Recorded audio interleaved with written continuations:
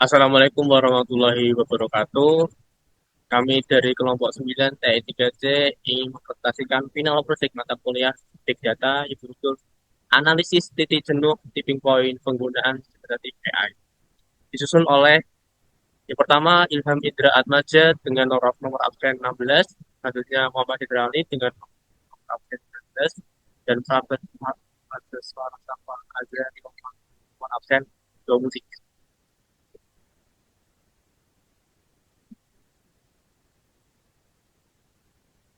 Selanjutnya, latar belakang dan bisnis problem. Jadi, mengapa kita perlu menemukan batas aman penggunaan generatif AI? Yang pertama, biaya operasional utama. Jadi, generatif AI kini menjadi bagian rutin aktivitas akademik mahasiswa, mulai dari belajar mandiri hingga pengerjaan tugas. Selanjutnya, dampak bersifat dua arah. Jadi, satu sisi AI dapat membantu efisiensi belajar, namun di sisi lain memicu resiko ketergantungan dan penurunan kemampuan retensi. Selanjutnya, resiko burnout dan kecemasan. Jadi, penggunaan AI berlebihan berpotensi mempengaruhi tingkat kecemasan saat ujian dan resiko burnout mahasiswa. Selanjutnya, kebutuhan batas yang terukur. Jadi, institusi pendidikan memerlukan titik referensi kuantitatif, bukan asumsi untuk merumuskan kebijakan penggunaan AI. Jadi, alur masalahnya, penggunaan generatif AI meningkat, selanjutnya pola belajar dan kemandirian berubah, selanjutnya performa akademik dan kesejahteraan terdampak. Selanjutnya, diperlukan titik aman atau tipping point. Selanjutnya adalah business question dan dataset. Jadi pada business question ini, yang pertama, berapa jam penggunaan generatif AI mingguan yang memberikan dampak paling positif terhadap perubahan IPK mahasiswa. Yang kedua, pada titik berapa penggunaan generatif AI mulai berbalik menurunkan performa akademik, tipping point. Yang ketiga, faktor numerik apa yang paling berkorelasi dengan perubahan IPK atau GPA Gap. Yang keempat, bagaimana hubungan antara jam penggunaan AI dengan hingga dengan tingkat resiko burnout mahasiswa. Yang kelima, apakah kebijakan institusi mempengaruhi bentuk kurva tipping point. Tadinya pada dataset kita mempunyai dataset sumber dari AI Student Impact Dataset JSP. Jadi dataset ini berisi 50.000 data mahasiswa dan 16 kolom atau fitur mentah. Jadi fitur utama yang digunakan untuk analisis ini yang pertama adalah weekly Gen AI Horse, jam penggunaan AI per minggu, pre-post semester GPA atau IPK sebelum dan sudah, traditional studi Horse, perceived AI dependency, dan selanjutnya action level during exam, burnout risk level, dan institutional polisi kebijakan terhapus terhadap AI. Jadi target analisis kita adalah GPI change atau post pre semester GPA sebagai indikator dampak penggunaan generatif AI. Selanjutnya adalah data preversion. Jadi yang pertama kita import dataset memuat 50.000 baris kali 16 kolom dari CSV menggunakan read.csv dengan skema inference otomatis. Selanjutnya data cleaning dan missing value. Audit kualitas data hasil pengecekan menunjukkan 0 missing value pada seluruh kolom. Selanjutnya duplikat cek. Pengecekan duplikasi berdasarkan student ID. Hasilnya 0 data duplikat ditemukan. Filtering dan transformasi. Selanjutnya penyaringan rentang valid IPK 0 sampai 4.0 dan jam AI 0 sampai 168 jam. Lalu membuat fitur baru GPI change atau post pre GPA. Selanjutnya fitur engineering atau enrichment dalam Binning Weekly Gen AI Horse ke-8 kategori 0 sampai 5 jam hingga 36 sampai 40 jam untuk analisis kelompok. Jadi pada people and Pice pada bagian pertama tahapnya adalah dari 50.000 baris kita cleaning 0 sampai 0, 0 dan 0 duplikat. Selanjutnya transformation GPA change. Selanjutnya enrichment AI Horse Bin. Selanjutnya ready for analysis. Oke, untuk selanjutnya itu eksplorasi data analis, yaitu distribusi korelasi dengan hubungan antar variabel numeric. Di sini terdapat tiga grafik yang memiliki insight utama. Pertama 0,20 atau rata-rata GPA change menjadi positif. Sebagian besar mahasiswa mengalami kenaikan IPK ringan setelah memakai Gain AI. Kedua ada R yaitu 0,38. Traditional study horse adalah fitur numerik dengan korelasi tertinggi terhadap GPA change. Kedua ada R 0,67 atau weekly gain AI horse berkorelasi kuat dengan perceived AI dependency. Semakin lama memakai AI makin tinggi rasa ketergantungannya. Lalu ada padat di 0 sampai 10 jam. Uh, Hexpin density menunjukkan mayoritas mahasiswa berada di rentang jam rendah dengan GPA change kisaran 0,1 sampai 0,3.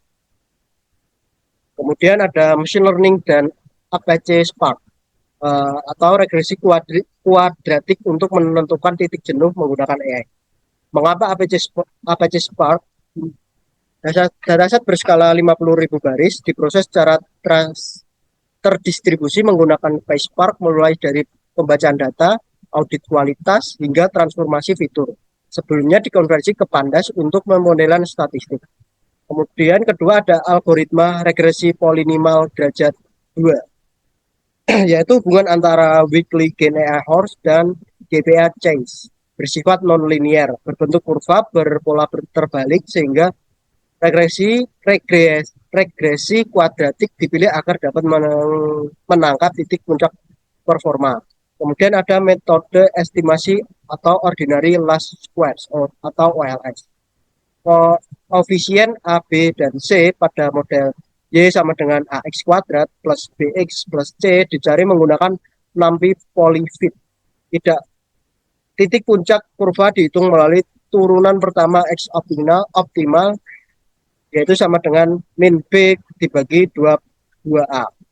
Untuk persamaan model kuadratik final yaitu Y minus 0,000189 X kuadrat plus 0,004649 X tambah 0,190362 menjadi parameter penting koefisien A lebih besar dari 0 atau kurva parabola terbuka ke bawah.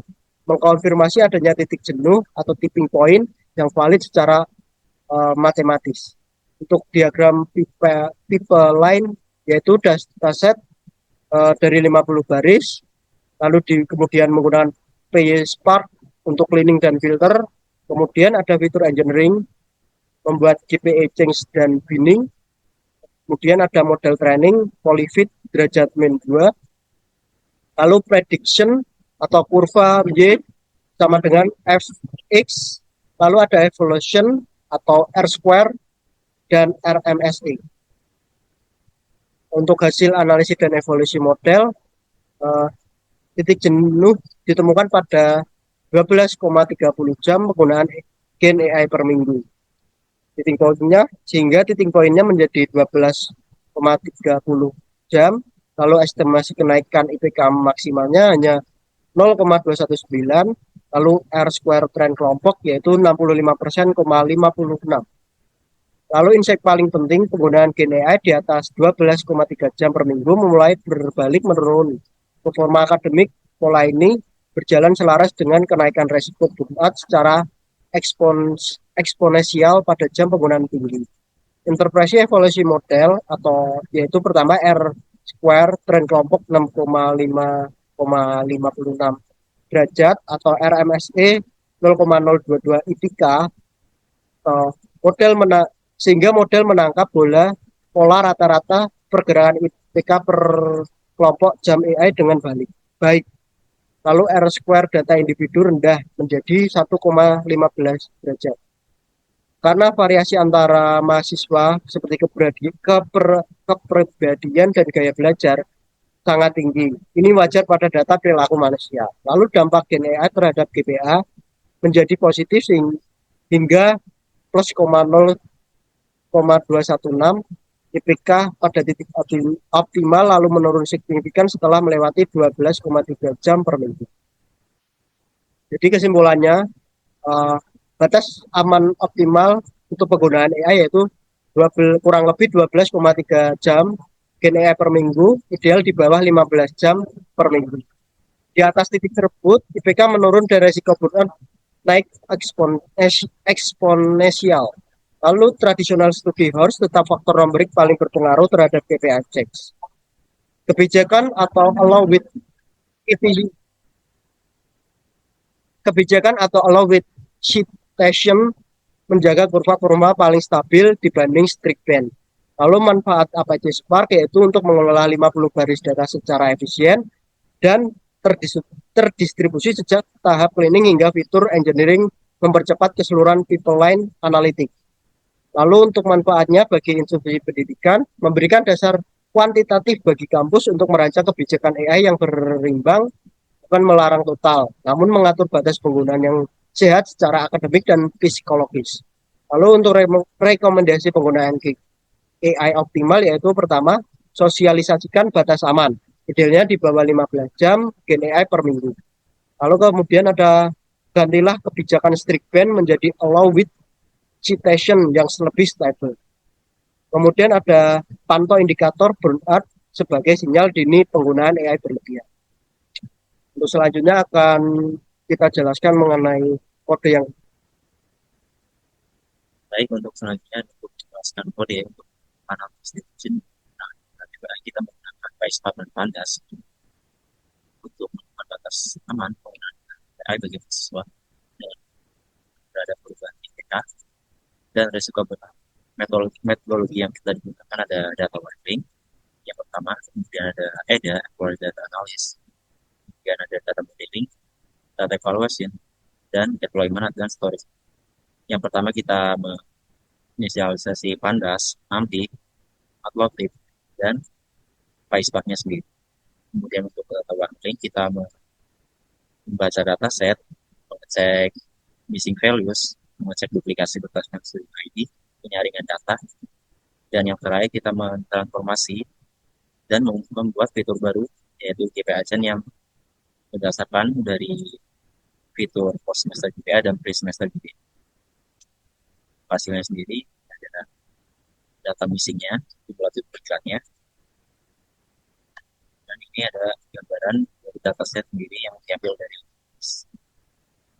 kemudian untuk EDA-nya sendiri kita membuat distribusi perubahan IPK, kepadatan hubungan jam AI dan perubahan EKI, dan hitmap korelasi variabel numerik dari seluruh fitur yang ada.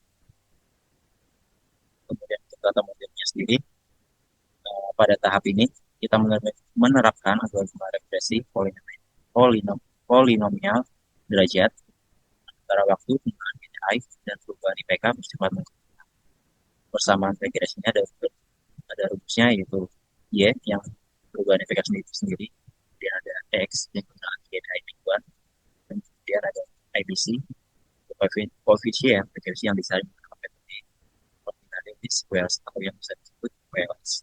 Untuk mencari titik puncaknya sendiri atau tipping point, kita menggunakan rumus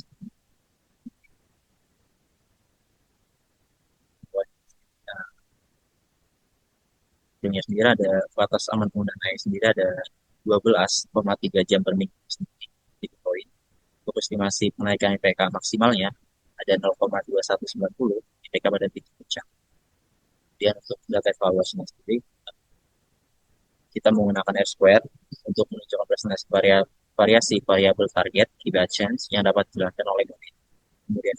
Kemudian ada RMSE untuk menunjukkan rata-rata kesalahan prediksi model dalam satuan yang sama dengan variabel target. Di sini kita mengevaluasi dua aspek. Yang pertama adalah performa pada data di raw datanya sendiri, variasi tiap mahasiswa individual biasanya bernilai rendah karena variasi antar mahasiswa sangat tinggi. Yang kedua, kita mengevaluasi performa pada tren kelompok untuk mengukur seberapa baik model menangkap rata-rata pergerakan tren belajar kelompok mahasiswa. Di kode ini kita mengevaluasi data pada individu, kemudian evaluasi pada data agregat tren rata-rata per jamnya. Untuk hasilnya sendiri ada R-square-nya pada evaluasi tingkat tren kelompok ada 0,655, 65%. Untuk RMS trennya ada 0,223 IPK. Kemudian untuk evaluasi tingkat individu mahasiswanya sendiri dari raw data, untuk R-square-nya kita mendapatkan 1,15%, untuk RMSE RAM-nya kita mendapatkan 0,181. Dan yang terakhir di tahap deployment dan monitoring, untuk grafiknya sendiri kita menampilkan kurva bottom AI, perubahan IPK versus risiko burnout tinggi, dan pengaruh kebijakan kampus terhadap kurva tipping point. Untuk insight bisnisnya sendiri dan hasil yang kita analisis tersebut adalah yang pertama, batas optimal penggunaan AI. Mahasiswa mencapai performa terbaik ketika menggunakan AI kisaran 12,3 jam per minggu. Pada rentang ini, AI membantu meningkatkan efisiensi akademik sebesar 0,219 MB.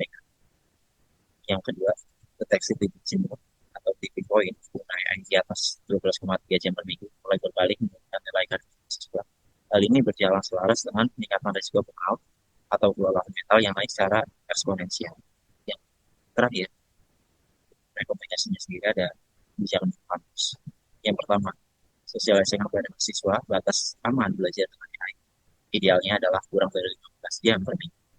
Yang kedua, rekomendasi untuk kampusnya sendiri adalah gantilah kebijakan pelarangan keras atau strict ban jadi kebijakan kelas station karena ada kebijakan yang fleksibel tapi teratur jaga berupa siswa staff sendiri. Cukup sekian dari presentasi